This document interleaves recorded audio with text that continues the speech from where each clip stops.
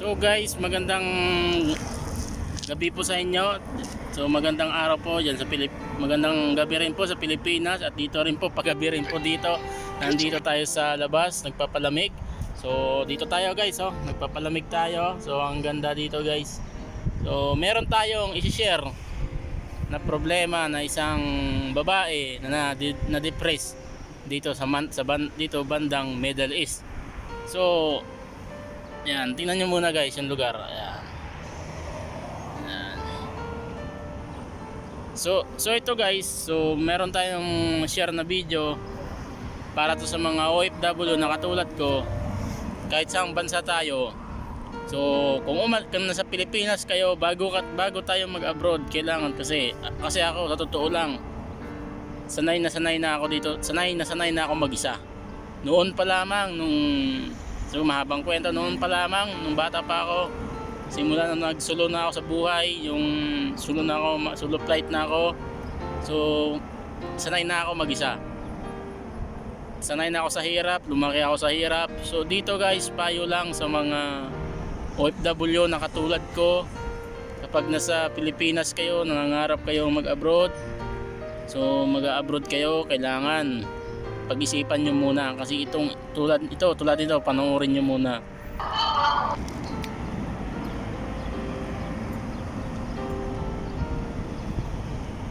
O diba, nakikita nyo to, tsaka yung picture na yan, nakikita nyo, diba, depression. Yan ang pinakakalaban natin dito. So kung alam nyo, ang problema dito, depression, stress. Sa totoo lang, nakaka-stress. Kahit nga ako na-stress, kaya lumalabas ako pagka ganitong oras. Pag Friday, lumalabas ako kasi na-stress din ako dahil sa problema, yung problema sa Pilipinas. So hindi sa pamilya ko talaga, hindi talaga sa pamilya ko, sa kapatid ko, hindi doon. Kasi nga sila naman, yung mga kapatid ko, hindi nila ako binibigyan ng problema. So sila naman, hayaan natin yun.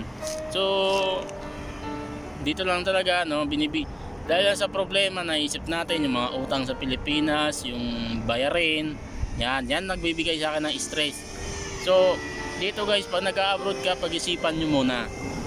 Hindi ganun kadali ang buhay dito sa abroad kasi napakahirap talaga dito guys. Napakahirap talaga dito ang buhay dito sa abroad. Kahit sang bansa ka pa pumunta, napakahirap talaga. Yung kalaban mo dito, homesick, stress, depression. So ganito lang kailangan mo dyan para makayanan mo. So ganito lang ka mo dyan para makayanan mo ay huwag kang ma-stress. Kumbaga, magdasal ka sa Panginoon natin para hindi ka ma-stress. Makinig ka ng kanta, gumala ka, lumabas ka. Kapag nade-depress ka, lumapit ka sa kaibigan mo, magdasal ka sa Panginoon. Huwag mong gagawin sisirain ang buhay mo dahil lang sa pamilya mo o sa problema mo. Sisirain mo na ang buhay mo. Hindi mo kailangan sirain ang buhay mo para sa depression. Alam natin ang depression kasi guys, napakahirap ma-depress, lalo na kapag matibay ang problema. So pag-isipan natin na bago natin gawin na pakamatay tayo sa buhay, tanggalin natin ang buhay natin kasi sa totoo lang napakahirap. Binigay ng Diyos ang buhay natin para tayo dito sa mundo. So hanggat hindi tayo kinukuha ng Panginoon, huwag natin sayangin ang buhay natin. Nag-abroad tayo para sa ating pamilya, para sa makaahon tayo sa kahirapan. Yun ang isipin natin. Huwag nating isipin dahil lang na-depress kayo. Oo, nadi-depress tayo. Doon na tayo sa depression. Talagang napakahirap kapag nadi-depress.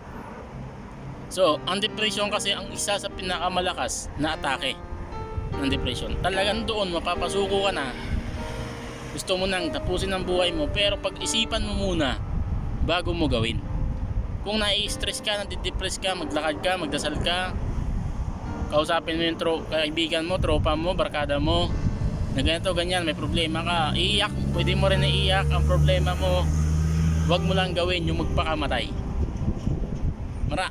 Meron dito isang OFW din dahil sa depression na nagpakamatay.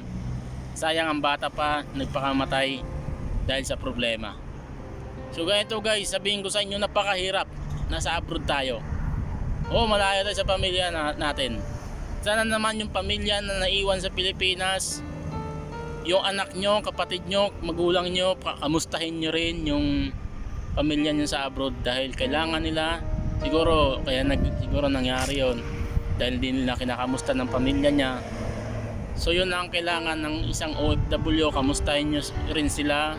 Huwag lang lagi kayong mga kamustada pagdating sa pera. Kamustahin nyo rin po sila kahit na wala kayong kailangan. Yun po ang mahalaga. Hindi po mahalaga na kamustahin nyo sila kapag may kailangan. Kamustahin nyo po sila na walang kailangan.